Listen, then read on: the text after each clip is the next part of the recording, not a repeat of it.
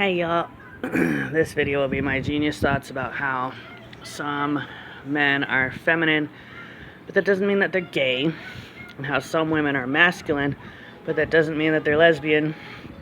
This video is inspired by this guy that I met, and I was in a singles group at my church. I told him I played basketball for like 12 years, and he was like, "But you're not a lesbian?"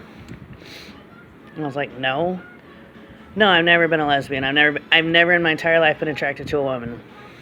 I never will be. But I played basketball from 4th grade through college. I just played intramural. Anyway, so I was always kind of like a tomboy, you know, like hanging out with the guys at the park playing basketball.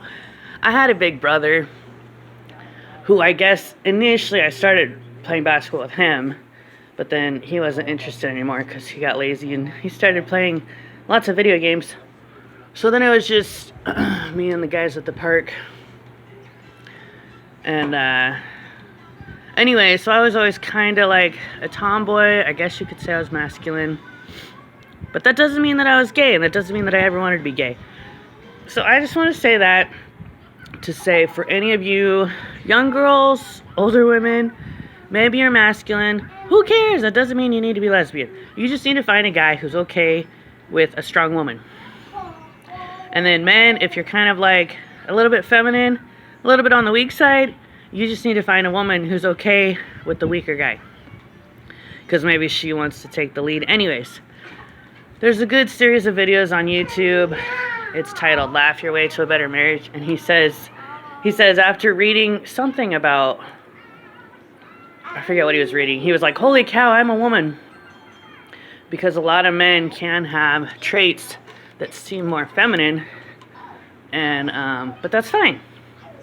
You know, men don't have to always be a certain way, and women don't always have to be a certain way. You know, men don't have to enjoy going to the gym. Women can enjoy going to the gym, or playing sports.